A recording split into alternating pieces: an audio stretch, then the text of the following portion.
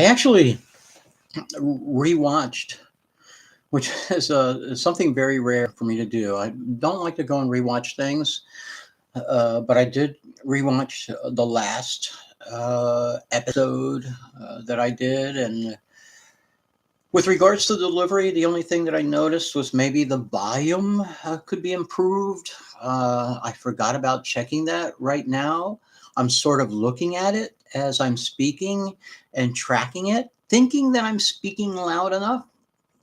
We'll see how this goes. So I just got back from my coffee walk, which is a round trip, just around 2 miles. And I do have, I make friends every now and then. I did make a friend today, or an acquaintance, I would always say. It's just, I'm a yeah, very relaxed person. And anyway, we started talking, and I found out that this person was 23 years old. And apparently, that well, they just started at this job and they're getting paid $15 an hour. They're trying to get a management position. They didn't get it. I guess live at home with mom. And mom, as far as I know, is somewhere between 38 and 42. So, or mom might have been like 20 years old when she had him, something like that. But he told me that him and his mom don't agree on a lot of things. And I said, "Well, give me an example." And he didn't have an example. And he said, "Well, maybe we just we're talking about the same thing and we just don't know how to agree."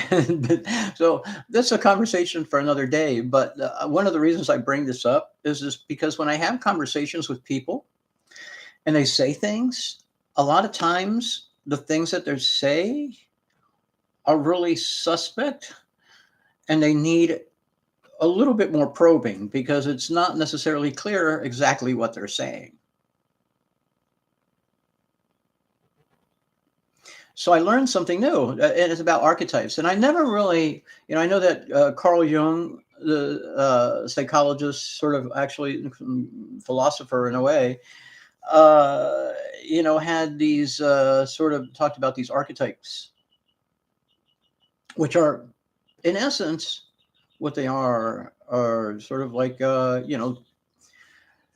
symbolic manifestations or representations of the ultimate icon in a particular sort of area, if you will. So, for example, there is the archetype of the long suffering mother, the mother that will basically sacrifice every essence of her being for her children. She is nothing. Her children are everything, and she means nothing. That's one archetype. Or there's the other archetype, which is the sort of the happy mom, with the apron and the roller pin or something, big spoon or ladle, and come and have a meal, and mom's always happy and ready to feed you. Or you have your Kobe Bryant and an athletic prowess and archetype of behavior, and then there's a Mamba juice and everything. There's Superman in a way, but the Superman is a little bit more because it's extraordinary, as far as the qualities go. But there are other situations where the qualities aren't that terribly out of reach, or maybe somebody has been able to manifest that, and they are sort of a physical manifestation of that one particular archetype. And it's like a Tom Brady is you know, the epitome of what a quarterback should be, or what a quarterback should look like, and how a quarterback, star quarterback should act. Archetypes are okay. But I think that sometimes what happens is that people get so obsessed with being the archetype that they kind of blind out everything else that there is in life. And I actually, unfortunately, have had to deal with this where a person has this archetype of, say, what a husband should be like, or a man should be like, you know. And if the person does not fall into the matrix of that archetype, then of course there's a lot of reasons to criticize that person for not falling in the matrix. That person doesn't know that on their own. That's the matrix in the other person's head. Those are the expectations in the other person's head. They want you to behave like an archetype as well. And in many ways, I think that there are a lot of people that their whole life is just centered around archetypes. We're taught that we don't challenge these things; we just accept them. The majority of us will accept things because that's our nature to survive. We kind of understand that we kind of have to go along with shit. But we're not all made the same way. And there are some of us that think that you don't have to go along with all this shit. It is hard. It is incredibly hard to be out of step with society. It is not easy. It is not easy at all. And I've tried to do it many times in my life, and several times, and no, very, very difficult. This time's different. This time's different. It's just because I'm sort of, it's not like I'm rich or I'm not. I have to fucking wonder if I'm going to have enough food or money to eat for the month. That's okay. I don't worry about that. It'll work itself out. It'll work. I am doing what I can to manage that situation as best I can, but I don't want to sacrifice who I am, what I like, the things that I enjoy, to be humiliated and abused by other people, employers, or relatives or friends or whatever. And I'm not going to be an asshole about it. But it's funny in a way, like how often people will get shitty food in a restaurant and think that they're not supposed to say anything about it. In fact, I would dare guess or say that the majority of people will eat the shit rather than say, I need to talk to a manager. That's not everybody. And then there's also the way you do it. You can be a complete asshole. Or you can just say, listen, man, I fucking paid, $20 for this fucking meal and it's crap. It really is. It's undercooked. It's cold. There's hardly anything. Whatever it is, there's nothing wrong with complaining, especially if you pay for it. So archetypes, the way I look at it as an archetype is like the way I look at everything. That there are the absolutes are just absolutes. They're kind of imaginary in a way. We really just live in a sea of confusion. And the only way that you can kind of make sense of this, what to do in the sea, is just to kind of look and see, oh, look, there's an archetype over there. Maybe I should swim that way. And that's kind of what we do. But that process of swimming and getting to that point and getting to that's the good part. That's the good part.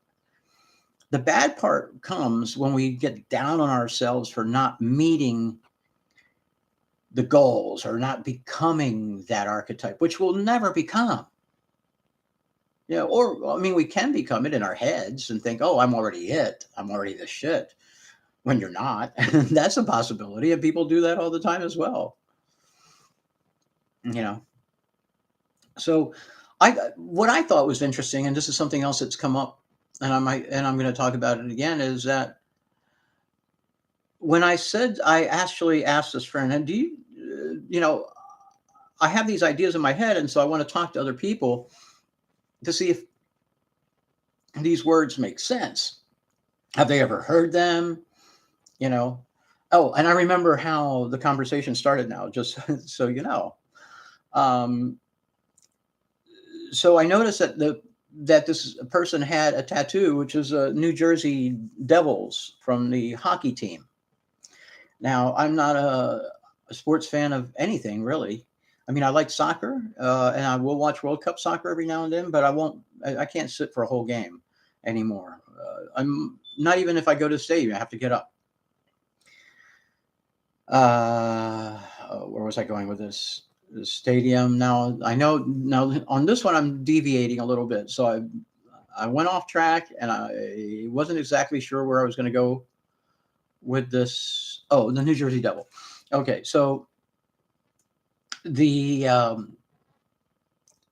so I said, there's a really funny episode of Seinfeld about the New Jersey Devils, and so I said, in a way, it's almost like assuming, Seinfeld is just from the '90s, so it's not like it's that terribly long ago.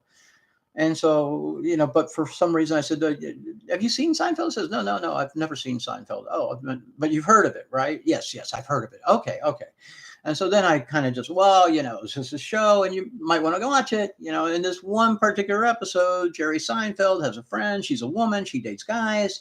And there's this one guy that's kind of goofy. And she finds out he's a fanatic of the New Jersey Devils. And he likes to paint his face red when he goes to the games. And, him and his buddies all paint their bodies and yell, whatever. And he goes, oh, and they get angry and drink beer. No, no. I said, no, no. Fucking forget anger and shit like that. It's like, no, no, no, no, no. It's just, he's just a fanatic. That's all. And I said, oh, okay, okay. You just look it up. But that's kind of how our conversation got started, or, how we loosened up and starting to speak with each other. And then, I asked him, if he had ever heard of the word archetype.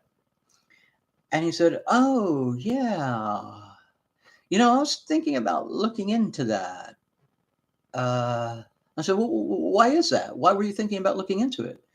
So, well, oh, because I saw it like on a YouTube feed or something, and it had something about a man child. Now, listen, man, if you saw something about a man child, that's not a fucking archetype. That's a stereotype, or that's a psychological profile of somebody saying that there's a man child, but it's not an archetype, because an archetype is something, or you can have an evil archetype as well. It doesn't have to be the best, it can be the worst, but it has to be the pinnacle in whatever category it is. So, the thing that, and now I'm going to tie it all together here. So think of this, when we think of archetypes, think of the American archetype. And how many people believe in the American archetype? And who is more of an American archetype? Donald Trump or Joe Biden? Somebody who's mentally aggressive, or somebody who's, kind and kind of has his own passive aggressive way of dealing with shit. There are these archetypes, the archetype of what the best country should be like, what the best country should look like. So that's what we're up against. We're up against ideological Puritans, if you will. I mean, there's all kinds of different Puritans that we are dealing with right now in the Supreme Court and the House of Representatives, and the Senate. It's a fucking mess out there. And it's all because of greed. All because of greed, and people can, and you know what? You can point the fingers at everybody. At everybody. Everybody can have the fingers pointed at them. So why not just point them at yourself?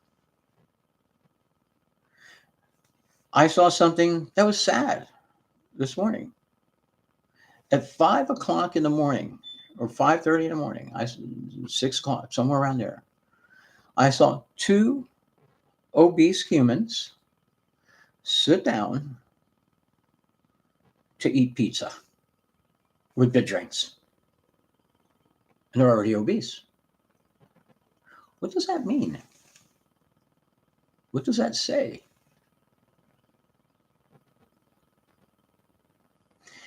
Behavioral patterns, the things that we do, the things that we model our behavior after, the archetypes, the pinnacles.